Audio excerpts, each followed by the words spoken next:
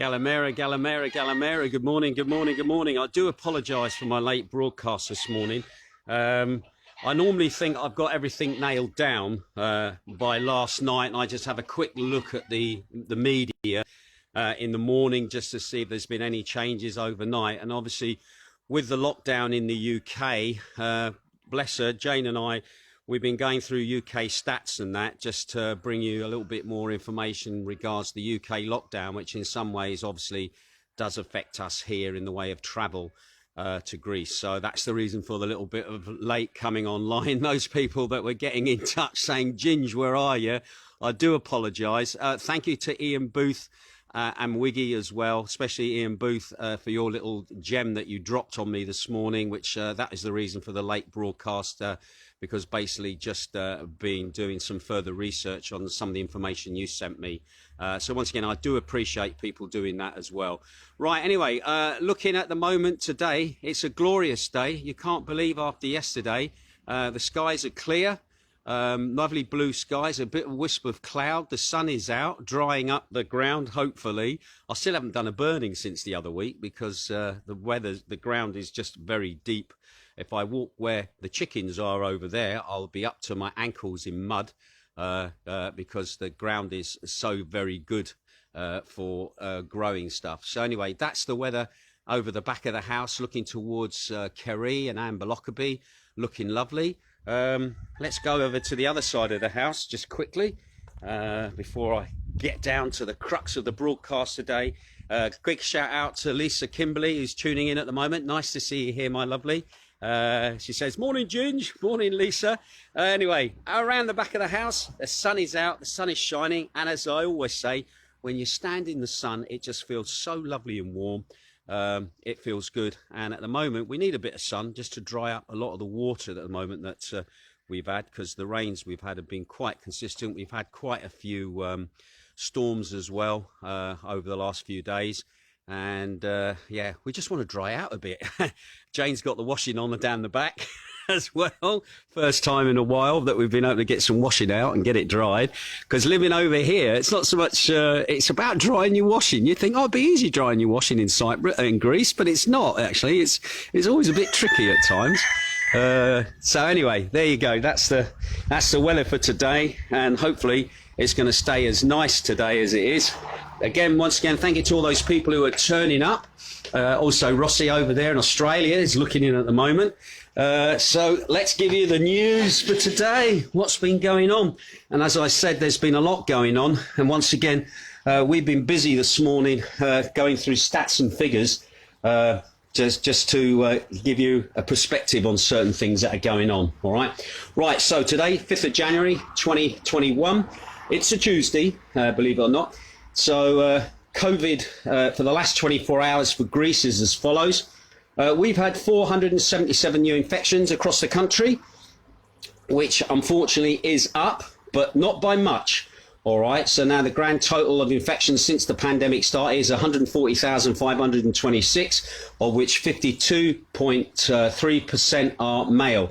Now, we've had no new cases of infection here on Zakynthos, which is good.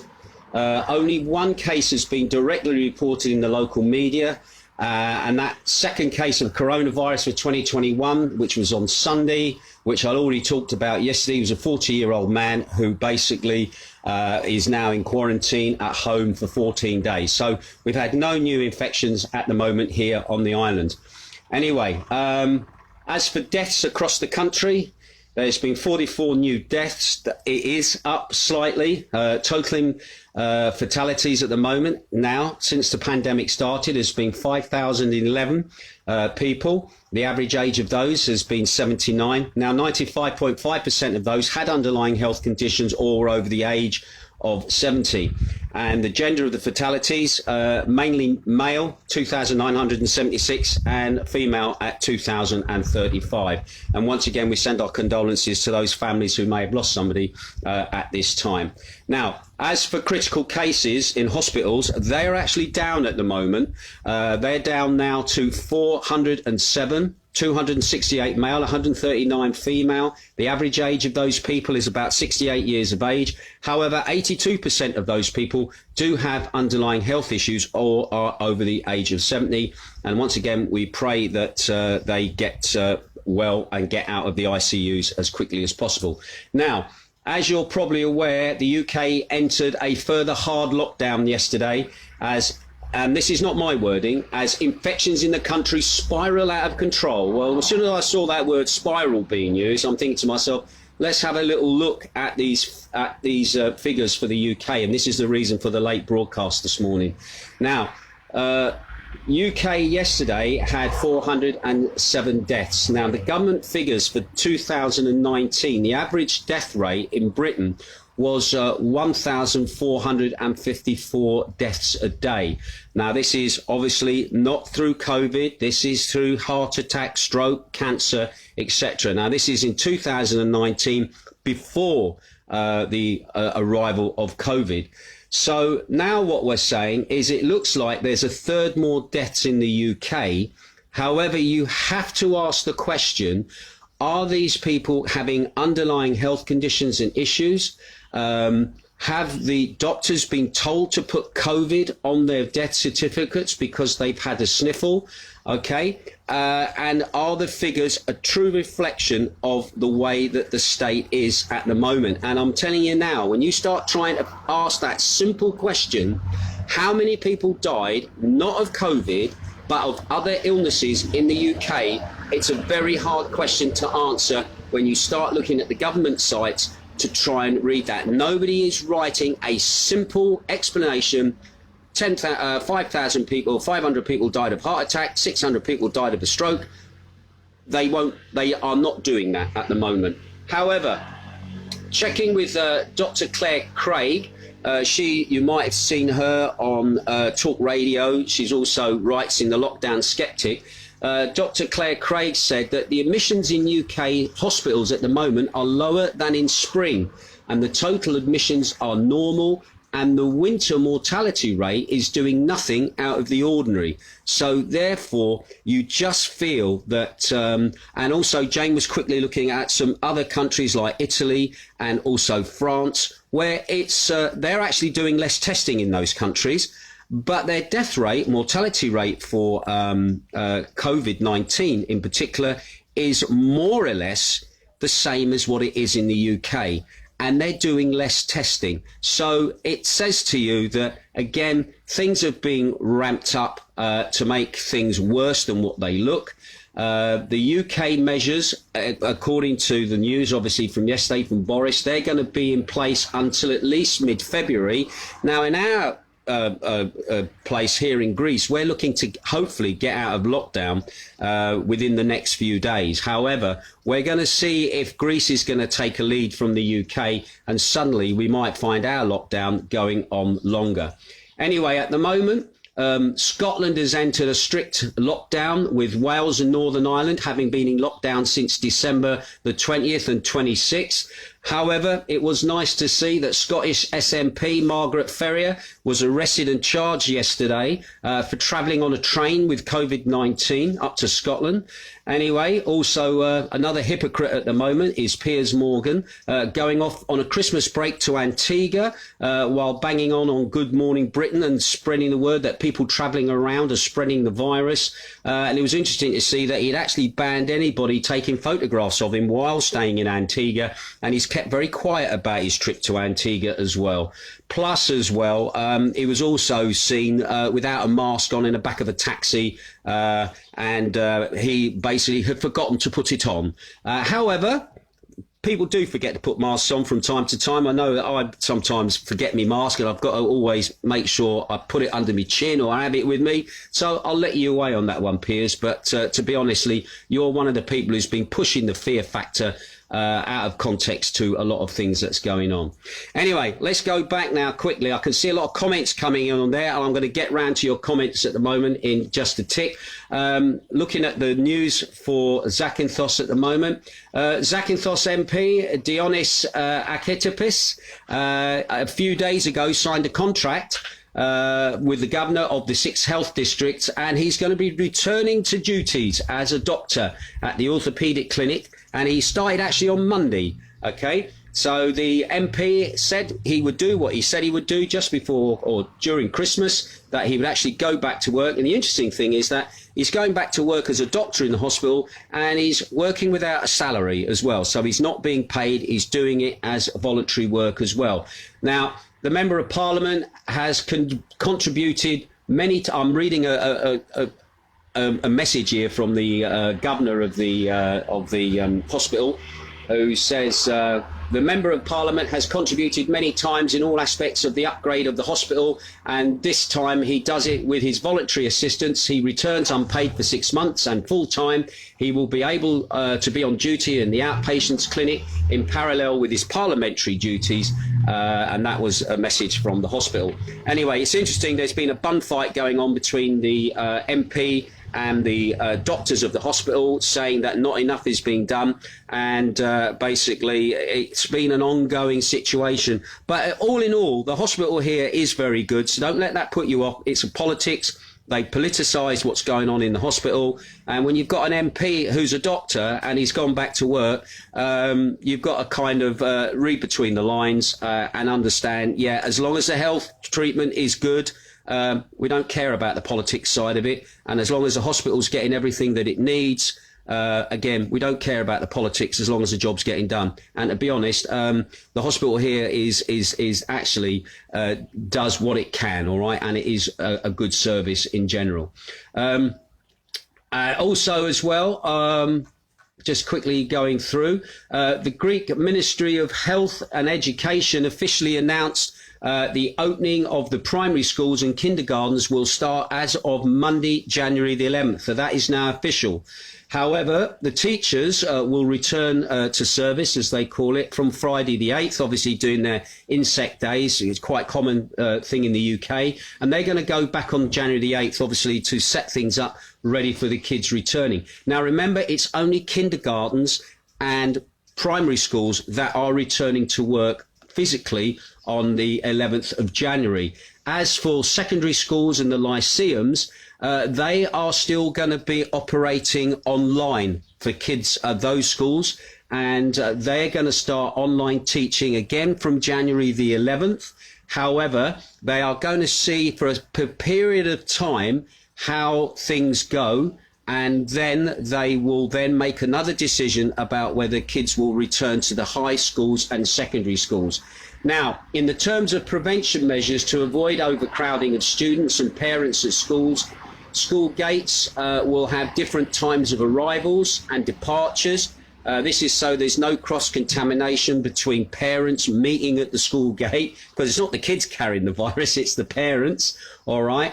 Also, the departure of students have more emphasis, if they've got them, to space out times of arrivals. Now, at the same time, teachers will be able to request a free coronavirus examination via SMS text, and all mandatory measures of wearing masks indoors and outdoors, the use of antiseptics, special cleaning in areas such as the canteens, also the cleaning of the computer labs and even musical instruments, they'll be carried out. Meanwhile, the Greek Mobile Health, that's driving around doing health checks, they're going to continue random sampling of schools and that to make sure they can keep on top of any infections that may come to light in the schools. Now, it has been pointed out that within a week there's going to be a nationally examination of about whether the third lyceums, they're like the sixth form college, the best way to describe it, of them going back to full-time education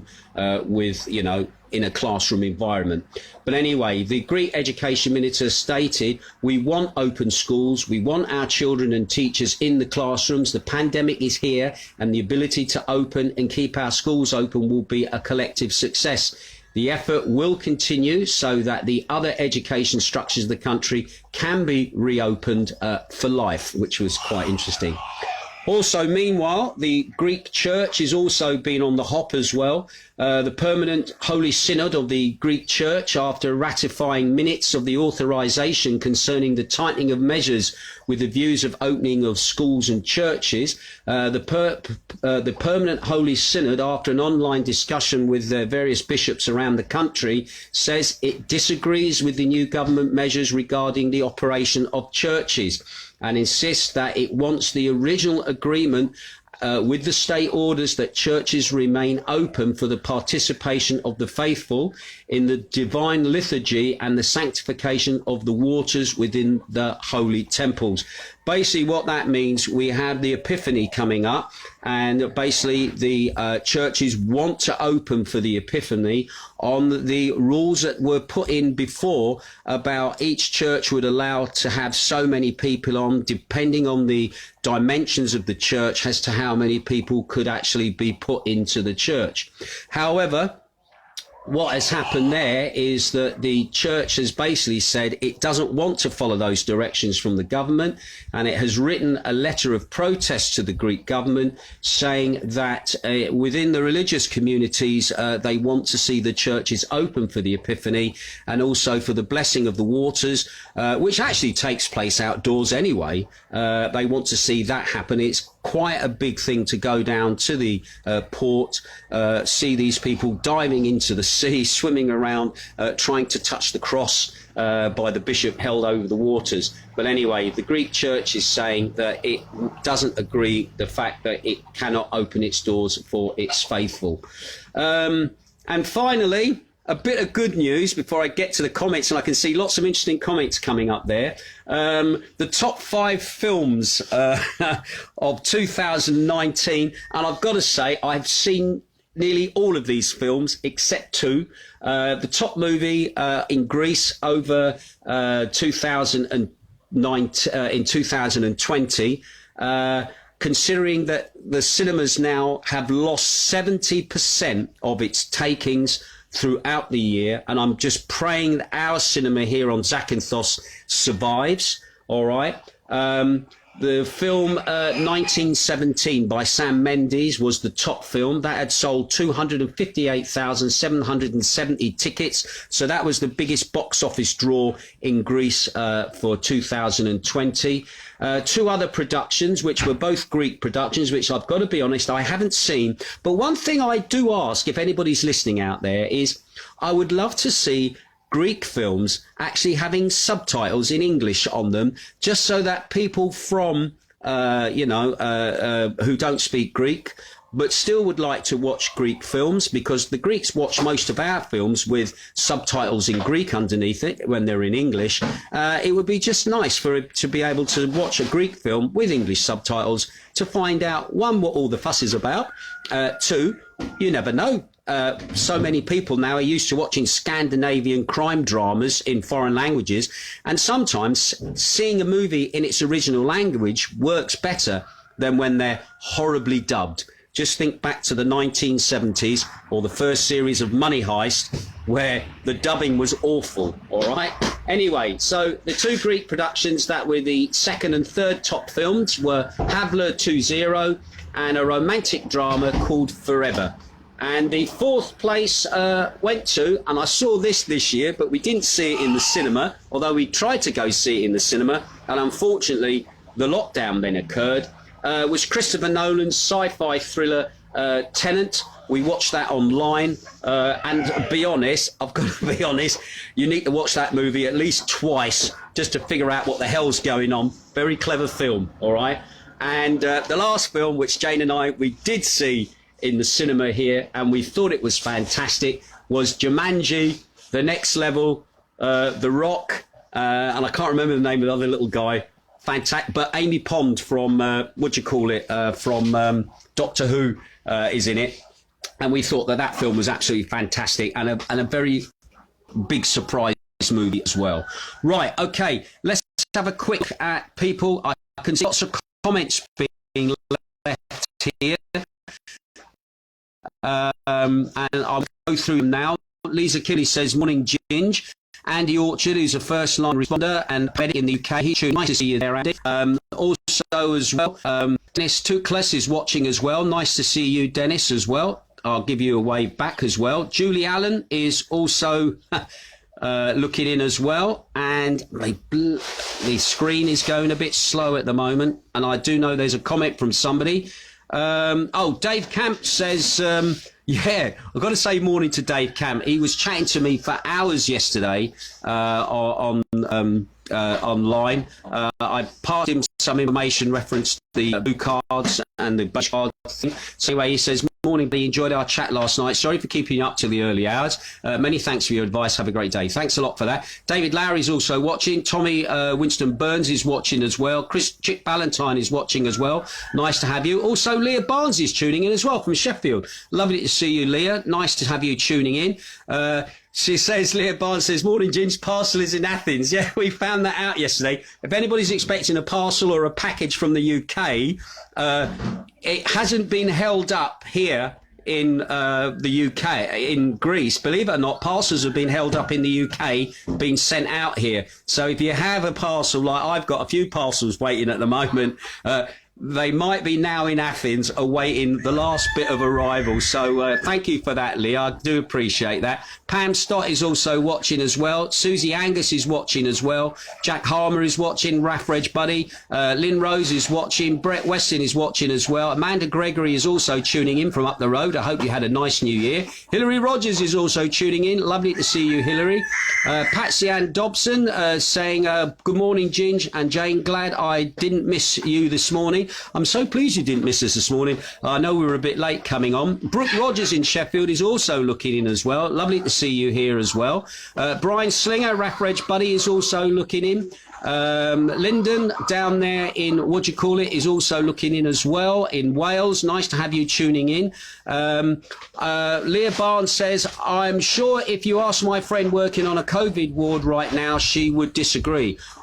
Maybe, I don't know. I've got to find out a bit more about that. But from looking at the figures at the moment, I do know there were certain nurses that were doing interviews on television who were basically saying that the situation in the hospitals was terrible, this was going on and that was going on. And then once you started checking out these supposed pundits that came on, a lot of that was not 100% true.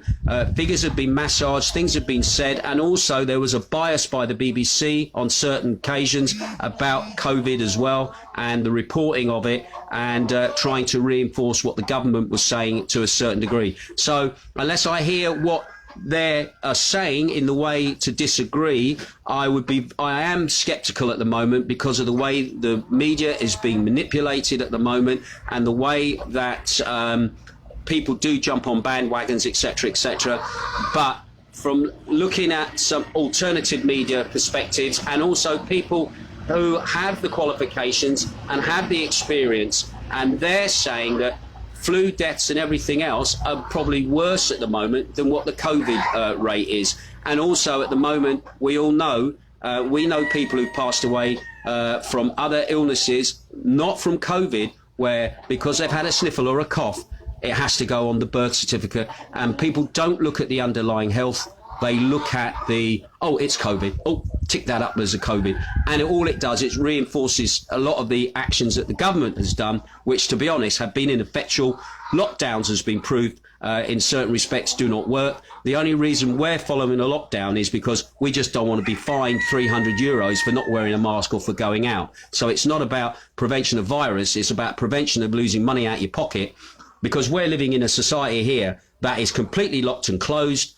We can control our entries and people going out, but all our infrastructure is still closed down, and it shouldn't be closed down at this point. It should be open to try and regenerate and get the economy going again. Because again, if your economy is not turning and burning, you are not, obviously, you're going to create more health issues by not having people back at work. And there's a lot of people now who are quite comfy on their furlough, quite comfy not having to do anything, looking for any excuse to basically just not have to go back to work. And that's all right for a short period of time, but in the long run, no, I totally disagree, okay? Anyway, Philip Ellis is watching.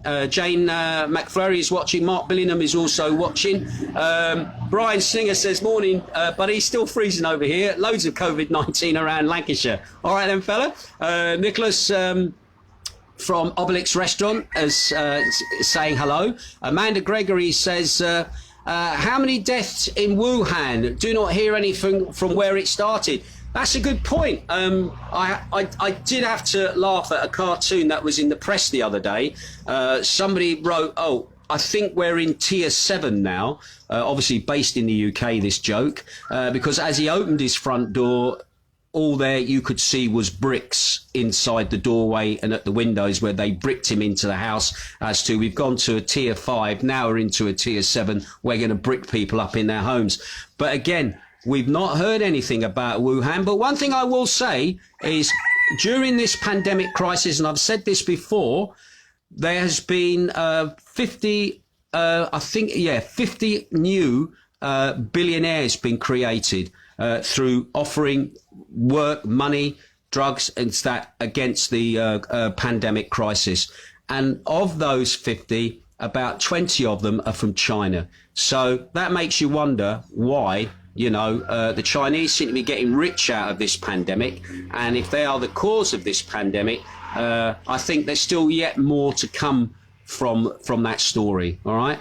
Ashley Duncan is watching. Gary Butler is also watching. He says, morning, buddy. Can you join the BBC News? You are so much better. Laugh out loud. Hopefully leaving hospital today. Cheers. Cheers, fella. Thanks for that. I hope, you know, they've treated you well. You probably know yourself, being in the hospital, how many people are in there with the COVID, or are you in there for other reasons? I don't know. But again, just trying to get facts, figures and numbers is complicated. You write into Google, how many people died of heart attack? Write that in your Google. You will not get an answer. You will not get a direct answer. Oh, in Britain, 500 people died of a heart attack. In Britain, 600 people died of cancer. Everything seems to be directed towards COVID, COVID, COVID. You then get sent a load of graphs and files that you've got to sit down and pick through to get the relevant information. So even the government is hiding in plain sight information that should be easy for anybody to access and be able to read without having to sit down for a long time. And the point is, you then have to kind of trust who's telling you the news, because it's very difficult for you to try and pick through it. Or if not, you're going to spend a long time picking through it, and by then, oh, all change again. So once again, cheers for that, buddy. Trust me, we are not here to try and scare people, scaremonger or anything else like that. We just want information clearly, concisely, no drama. But the point is, the government and the media are putting drama in when there doesn't need to be drama there at all, to make the situation worse, either to cover over the wrongdoings of the government, or also to basically set an agenda. All right. Anyway, Steve Hodgson from up there in County Durham, you're also in. Nice to have you looking in. John Stoll is also watching as well. Here we go. Andy Orchard. No mention of the problems of London hospital system being able to supply enough oxygen to the vastly increased number of respiratory patients. Right, now, I don't know about that, Andy. I've got to be honest. But what I do know is when you look at the likes of the Nightingale Hospital that they built at the O2 at the cost of something like £19 million, that has only ever had about 30 patients in there since it opened up. So it's become a white elephant. And I also look at people that I met in the summer who were working up in the Nightingale Hospital up in Harrogate, who said they would sit all day in that building. They normally worked over at Leeds General, but they were then transferred to the Nightingale in Harrogate, and they said they would sit there all day and not one single person would come in from outside with any case or anything. And it was like we were sat here waiting for a crisis that didn't occur. So I don't know about this thing about oxygen systems and able to supply oxygen has vastly increased. I don't know anything about that, but I will check on that. And if you can give me any more information on that, Andy, is there a problem with not enough oxygen being produced, etc.? I'd love to know. All right. Okay, cheers, fella. Bernard Barrick is also watching. Kensey Wenderlake is watching as well. Paul Green is watching. Janie Lovell is watching as well. A lot of new names here of people that I don't know. Paul Green, obviously know Paul. Annette Flynn is Heather Flynn is watching as well. Nice to see you tuning in, Heather. Andrew the Fridge Watkins. Haven't heard from you in a few days. I hope everything's all right down there in Wales. John Mims is watching. Andy Owen is watching. Andy Owen says, good morning, Ginge, have a good one. Christine Wildridge is watching as well. Dave Burns, DJ Dave Burns, nice to see you here. Keith Jean Bolton, lovely Jean, I think she's living in Australia now. Nice to see you here as well. John Cuthbert, Stacey Davis from also from Sheffield is tuning in as well. Jan Dendy is tuning in. Andy Spencer, Bob Monroe, Julie Muldrum, Graham Bint in Australia is also watching as well. And also, can I just say hello to Rossi in Rossi's place. He said you should add a sports segment to your daily report. Listen, mate, sport is a whole different ball game. And to be honest, I'm not very good with sport. I've got to be honest about that. However, I might put the odd thing in from time to time if, Greece wins something or whatever that's of importance. But cheers for that. Aileen Murray is also watching as well. Bob Cave, he says, lockdown there in where Bob is, down around the Oxford area. He's in lockdown at the moment. I'm not sure what tier you're in. I think you might be tier 4 as well. Elaine Finnegan is watching. Malcolm Long Wallace is watching as well. And Julie Meldrum. Right.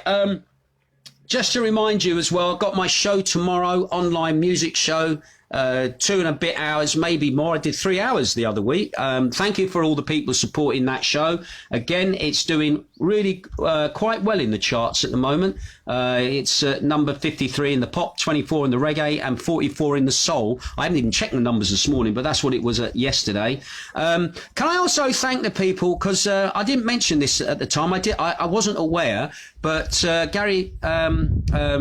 Jerry Marsden passed away yesterday. Was it yesterday or Sunday? But anyway, Jerry Marsden passed away, Fetty Cross the Mersey and all of that. And I've had a few people requesting the same song from Jerry Marsden, and not Ferry Cross the Mersey either. So it's kind of quite nice the way the mentality of people here kind of links in together. So anyway, I've managed to get hold of that song. And I'm going to pop that as a little reflection of Jerry Marsden at the moment. I've also been busy writing my 70s episode of 60th Years in Music. Hopefully I'll get that finished maybe by the end of the week. To be honest, it's been a bit of a slog actually writing it. It hasn't come easy, but anyway, I'm because so much happened in the 70s. I was a bit older then as well, but I'm still in the moment, still just putting that together. But anyway, as soon as that's done, I'll let you know, and I'll get that up online, and then you can obviously watch the video, listen to the music, download it in a Dropbox, or watch it or live online, or listen to the music as it's uploaded on Mixcloud. Anyway, Bob Cave, last little comment, says tier 4 Ginge. It's 1 degree in Wallingford, Oxfordshire. I'm not sure what the temperature is here at the moment, but it's certainly a lot warmer than where you are. But anyway, thank you for all those people tuning in. I do like a good bit of argy-bargy occasionally online, a little bit of comment as well, and a little bit of, you might not agree with what I say. You might agree with what I say, but I like to hear both sides of the argument. And that is the thing, is we need to agree to disagree more. And we must allow people to have an opinion and not be shouted down for having an opinion. Because at the moment, there's people who are setting in an agenda who are trying to control people, and basically people are frightened to say anything in case they say the wrong thing. And to be honest, you shouldn't be frightened to say anything. If you have an opinion on something, say it. It doesn't matter whether it's right or wrong. You have the right to an opinion, and it's when the government starts saying, I don't like your opinion, I'm going to shut you down, and that is what is happening there. Anyway, Rossi's just said, don't worry, matey, you're a star. The info you give is priceless. Keep up the good work. And I'm going to have to go now because I don't want to overrun. I'll be putting this broadcast up onto Facebook, so if you want to go back over it and watch it again, it's up to you. But also it gets linked into Greece's daily bulletin board as well, where they take it, and thousands of people over there, all over the rest of Greece. It's always interesting hearing feedback from them as to how they feel about what's happening in their areas at the moment. But anyway, we shall wait and see. Hopefully this lockdown will be over by next week, but who knows? We're going to see if Greece follows Britain again and goes into an even stricter lockdown than what we're already in, because our lockdown is probably a lot stricter than what the UK's is. And we'll see if Piers Morgan still has a job and what they do with this SNP MP who was spreading the plague by the train all the way up to Scotland. She has been arrested and she has been charged. So could it be a manslaughter charge coming up? We'll wait and see. Anyway, that's it from me. I will catch you again tomorrow. Hello, Stevie Underwood. You're going to have to watch the recording, mate. I'll catch you later. Ta-ra.